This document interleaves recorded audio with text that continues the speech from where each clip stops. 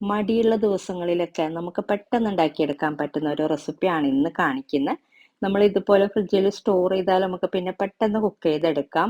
ഗീ റോസ്റ്റിന്റെ മസാലയാണ്. ചിക്കൻ ആണെങ്കിലും മട്ടൻ ആണെങ്കിലും പ്രൗൺസ് ആണെങ്കിലും ഫിഷ് ആണെങ്കിലൊക്കെ നമുക്ക് ഇതിൽ ഉണ്ടാക്കിയെടുക്കാം.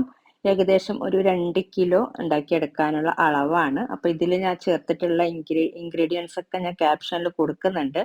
മുളക് ആദ്യം തന്നെ കഴുകി എടുത്തിട്ട് ഒന്ന് കുതിരാൻ വെക്കുന്നുണ്ട്, അരഞ്ഞു കിട്ടാൻ വേണ്ടിയിട്ട് ചൂടുവെള്ളത്തിൽ കുതിരാൻ വെക്കുക. പിന്നെ ഇതാ കുറച്ച് സ്പൈസസ് നമ്മൾ മൊത്തത്തിൽ ചേർത്ത് കൊടുത്തിട്ട് ഒരു മീഡിയം ഫ്ലെയിമിൽ വെച്ചിട്ട് ഒന്ന് വറുത്തെടുക്കുക കേട്ടോ. നന്നായിട്ട് ക്യാപ്ഷനിൽ കൊടുക്കാം ഞാൻ എന്തൊക്കെയാണ് ഇതിൽ ചേർത്തിട്ടുള്ളത് എന്നുള്ളത്. എന്നിട്ട് ഇത് വറുത്തെടുത്ത ശേഷം ഫ്ലെയിം ഓഫ് ചെയ്തിട്ട് വേറൊരു പാത്രത്തിലോട്ട് മാറ്റാം. ഇനി കുതിർത്ത് വെച്ചിട്ടുള്ള മുളക് ഒരു ബ്ലെൻഡറിലോട്ട് ഇട്ട് കൊടുക്കുന്നുണ്ട്.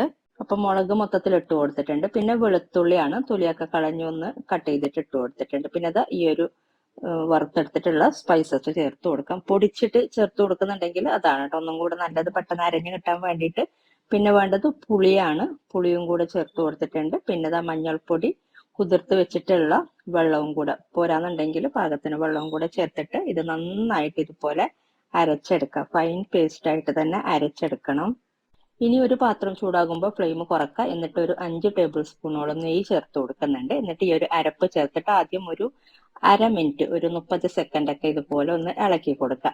ഇനി ഇതിലോട്ട് നമ്മൾ കുറച്ച് വെള്ളം ചേർത്ത് കൊടുക്കുക. ഏകദേശം അരക്കപ്പ് അല്ലെങ്കിൽ ഒരു 1/4 കപ്പിന്റെ അടുത്ത് വെള്ളം ചേർത്തിട്ട് ഇതൊന്ന് തിളപ്പിച്ചെടുക്കുക. തിളച്ചാൽ പോരാ, ഇത് നന്നായിട്ട് തിളച്ച് ഒന്ന് ഇതിലുള്ള നെയ്യൊക്കെ ഒന്ന് തെളിഞ്ഞു വരണം. ഇടക്കിടക്ക് ഇളക്കി കൊടുത്താൽ മതി. ഫ്ലെയിം കുറച്ച് വെക്കുക. എന്നിട്ട് ഇടക്കിടക്ക് ഇളക്കി കൊടുക്കുക. നന്നായി തിളച്ച് കുറച്ചു നേരം കഴിയുമ്പോൾ ഒരു 1-2 മിനിറ്റ് ഒക്കെ ഒന്ന് തിളപ്പിച്ചെടുക്കുമ്പോൾ ഇതിലുള്ള നെയ്യൊക്കെ ഇങ്ങനെ തെളിഞ്ഞു വരും. എന്നിട്ട് നമുക്ക് ഫ്ലെയിം ഓഫ് ചെയ്താൽ മതി. ഫ്ലെയിം കുറച്ചിട്ട് ഒരു 2-3 മിനിറ്റ് തിളപ്പിച്ചെടുത്താൽ മതി. അപ്പൊ നമുക്ക് ഇങ്ങനെ കാണുമ്പോൾ തന്നെ അറിയാൻ പറ്റും നെയ്യൊക്കെ ഇങ്ങനെ തെളിഞ്ഞു വരുമ്പോൾ. അപ്പൊ ഫ്ലെയിം ഓഫ് ചെയ്തിട്ട് ചൂടാറാൻ വെച്ചിട്ടുണ്ടായിനി. ഇപ്പൊ നന്നായിട്ട് ചൂടാറിയിട്ടുണ്ട്. എന്നിട്ട് നമുക്കൊരു കണ്ടെയ്നറിലോട്ട് ആക്കി വെക്കാം.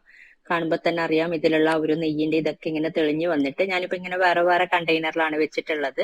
മൊത്തത്തിൽ ഒരു 2 കിലോ ചിക്കൻ ഉണ്ടാക്കി എടുക്കാനുള്ളതാണ്. അപ്പോൾ വേറെ വേറെ ഇങ്ങനെ 1 കിലോ ഉണ്ടാക്കിയെടുക്കാനുള്ള വലിയൊരു കണ്ടെയ്നറിലും വേറെ 2 ചെറിയ കണ്ടെയ്നറിലും അങ്ങനെ വേറെ വേറെ കണ്ടെയ്നറിലാണ് വെച്ചിട്ടുള്ളത്. ഫ്രീസറിൽ നമുക്കിത് ഒരു മാസം കൂടുതലൊക്കെ വെക്കാം. ഫ്രിഡ്ജിലാണെങ്കിൽ ഒരാഴ്ച വെക്കാം കേട്ടോ. ഞാനിപ്പോൾ ഒരു കണ്ടെയ്നർ മാത്രം ഫ്രിഡ്ജിൽ വെക്കുന്നുണ്ട്. എന്നിട്ട് നമ്മൾ വെച്ചിട്ടുള്ള ഈ ഒരു മസാലയിൽ ഉണ്ടാക്കിയെടുത്തിട്ടുള്ളതാണ് മാംഗ്ലോ സ്റ്റൈലിലുള്ള ചിക്കൻ ഗീ റോസ്റ്റ് ആണിത്.